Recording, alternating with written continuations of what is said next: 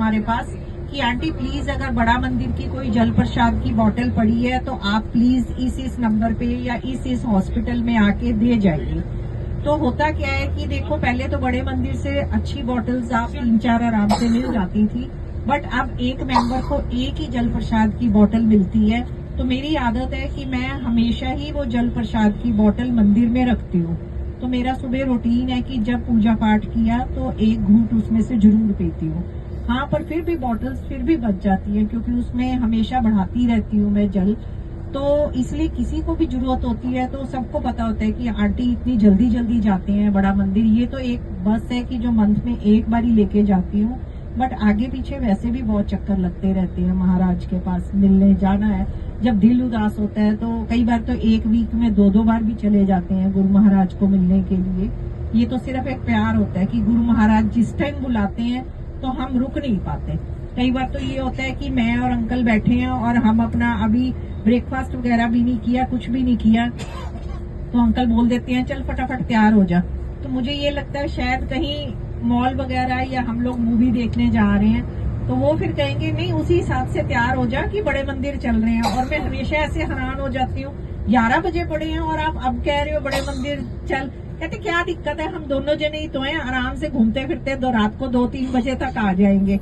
तो ये है, महाराज का कुछ नहीं पता चलता कि वो आपको कब बुलावा भेज दें। बुलावा तो वो भेजते रहते हैं, बट ये होता है कई संगत कहती है पता नहीं मैं तो बड़े मंदिर जा नहीं पाती, मुझे पता नहीं गुरुजी कब बुलाएंगे। बुलाते हैं महाराज, ऐसी बात नहीं है कि बुलाते नहीं है। बट जैसे देखो मैं तो ये नहीं कहती कि आप लोग बस में जाइए, आप अपनी गाड़ी में भी जाइए, बट जाइए महाराज को मिलने के लिए, चाहे जैसे मर्जी हो।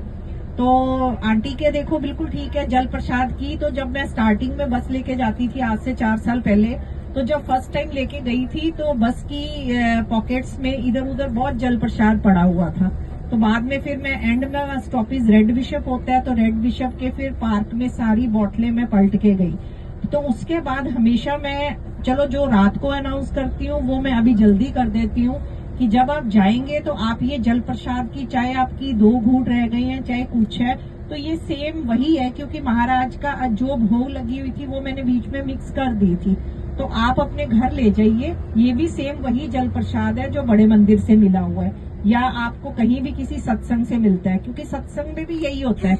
वहां पे हॉल में देखो बहुत सारी हाफ बॉटल्स पड़ी हुई होती है।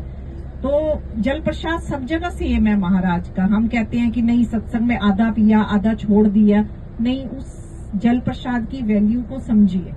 तो अब आंटी का बिल्कुल ठीक है, हर सत्संग में सत्संग निकलता है, तो इसीलिए कहती हूँ महाराज का ऐसा कुछ भी फिक्स नहीं होता कि महाराज ने क्या बुलवाना है। तो हम कहते हैं ना कि भाई मेरे को सत्संग करना नहीं आता, तो मैं सबको यही चीज कहती हूँ कि देखो सत्संग जो बड़े होते हैं उसमें कई बार आप लोगों से हर कोई नहीं होता, देखो माइक का फ्रेंडली हर कोई नहीं होता, ठीक है, नहीं बोल सकते।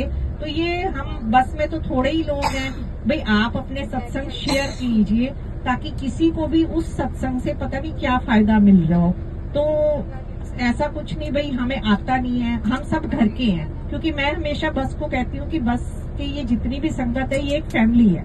भाई फैमिली में तो हम लोग जैसे आम बातें करते हैं तो ये भी एक तरह की बात है, तो गुरुजी का महिमा का गुणगान करना ये भी एक तरह की बातें हैं। तो आप जिसके साथ भी देखो, हर ऐसी कोई संगत नहीं है कि जिसके साथ सत्संग ना हुए हो, ठीक है। कोई कहता है ना मेरे पास सत्संग नहीं है, तो मैं उसका भी एक आपको सत्संग सुनाती हूँ कि महाराज हमेशा कहते थे कि सत्संग नहीं है वो बंदा बहुत सुखी है।